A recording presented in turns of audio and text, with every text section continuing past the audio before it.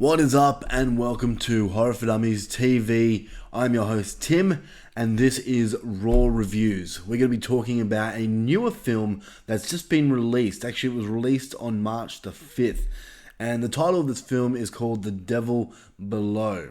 So, without further ado, let's get into it.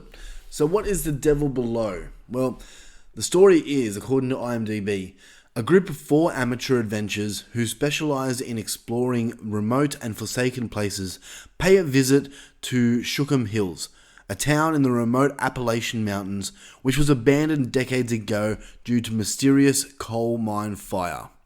It's always in the Appalachian Trails. Wrong turn now this. Well, this one stars Alicia Sands, Aidan Canto, Will Patton, you might know that name, Zach Avery, among other people. It's directed by Bradley Parker, who did another movie back in 2012 called The Chernobyl Diaries, which I was a fan of. So going in, I was kind of excited to see this movie.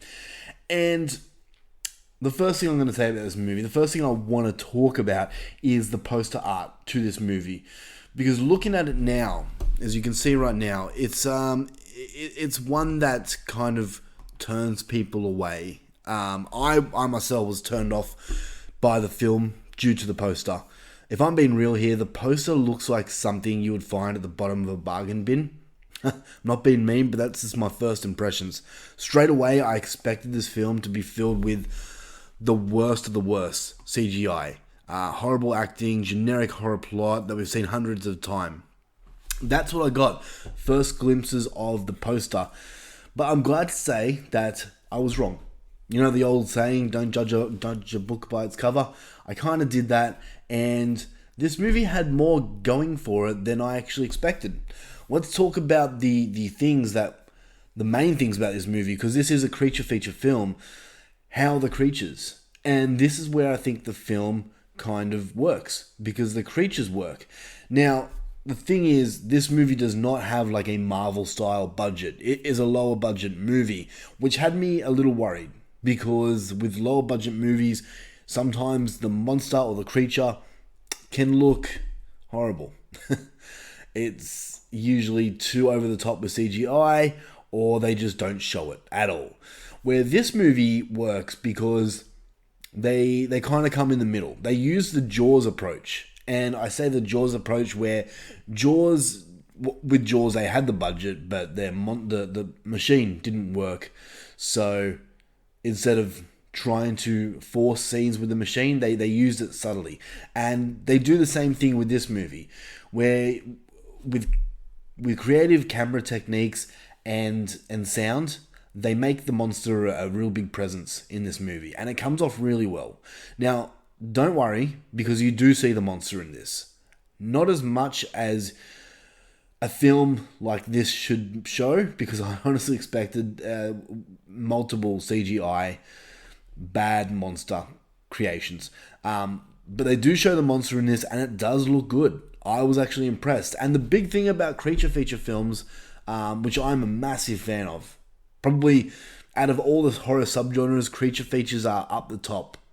Beyond slashers, paranormal, all that stuff. So when a creature feature is done well, it sticks with me. And I feel that this, in the creature department anyway, was done well. It just works, man. It works. You do see the creature a lot. And if I'm going to paint you a picture on what the creature looks like, I don't want to give too much away, but think of a cross between the Predator and something from Stranger Things. That's what I would say.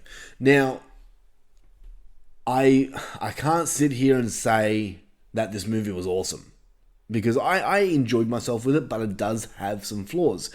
And technically speaking, this movie is pretty decent.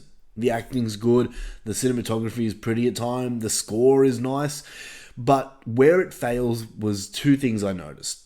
And the main thing was the writing. I found that this movie was filled with some really unbelievable dialogue and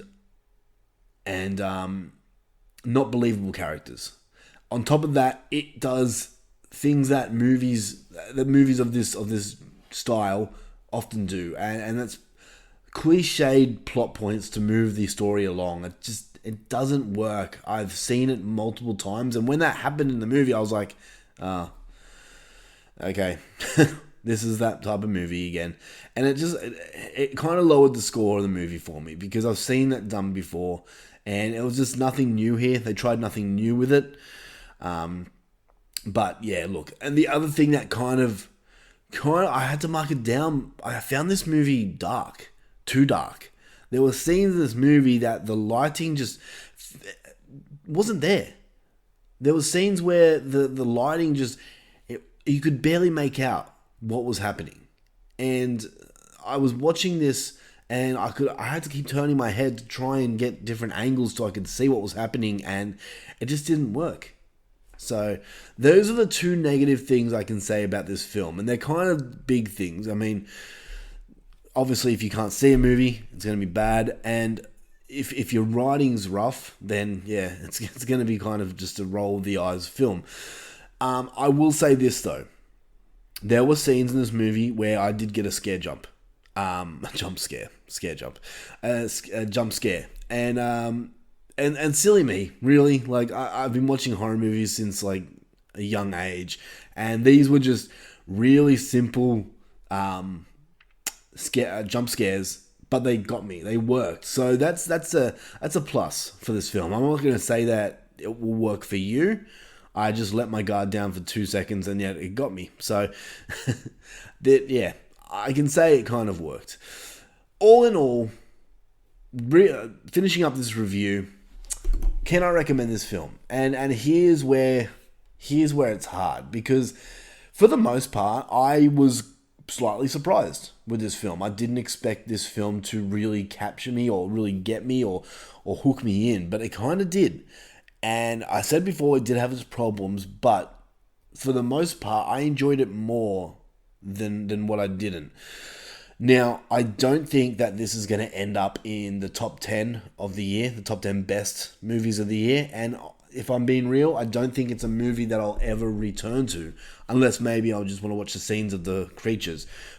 But in saying that, if you are in the mood for a creature feature style film and you want to see just weird looking creatures fuck people up, then I give The Devil Below a recommend for you people. And with that saying, I give it a 6 out of 10.